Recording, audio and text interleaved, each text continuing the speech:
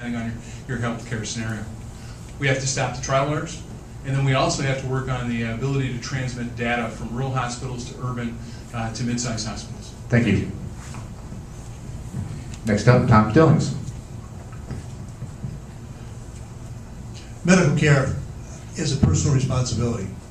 The best thing that we can do as a government is to let the marketplace function without government hindrance, which means enforce the Commerce Clause of the Constitution so that health insurance can be sold across state lines. It means to get bureaucracy out of the way. The more government you have, the more bureaucrats you're paying, the more the cost of your health insurance is going to increase and the less care you're going to receive. The one thing that the government can do is to lead the way in cutting costs. You know, tort reform is a necessity at all levels. Many states have it already, and the federal government, unfortunately, is the last resort of scoundrels who avoid the laws in states that have tort reform.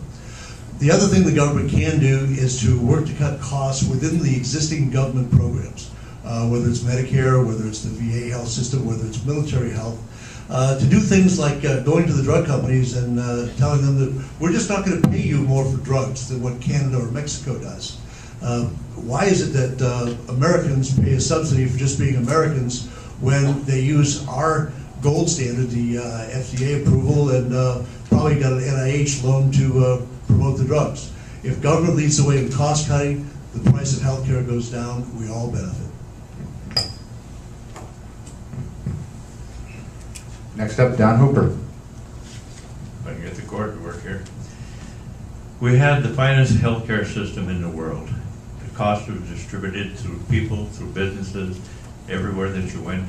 You had a choice of healthcare.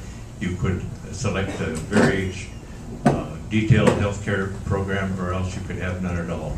It was a freedom. And now we're being converted to a single payer system. And once again, it's going to be under total government control. I don't approve of that.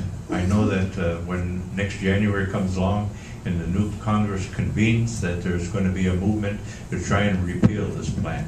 And if I'm sent to Congress, you can be sure that I will be taking part in the repeal of this healthcare system.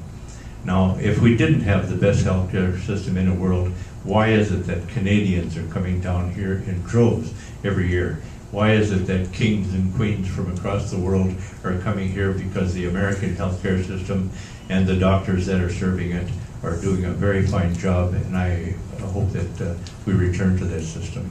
Thank you. Patrick Donlin.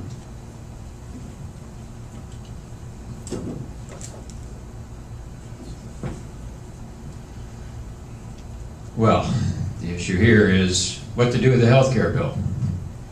It's amazing to me that it ever got passed, but it did, and we have to deal with it.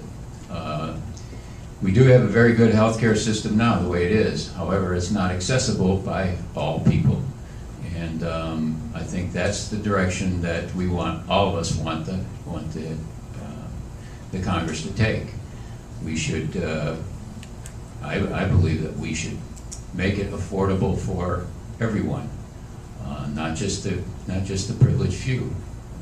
Probably a lot of people here have health care, and it's done through your employer. But I talk to people on the streets, people who work in restaurants, people who work in convenience stores. They don't have a chance for health care. And that's, I think, the priority that we've got to take by realigning our health care direction. Excuse me, our health insurance direction. Health care is care that people give. The insurance companies provide the cost, or provide the paying. So, thank you.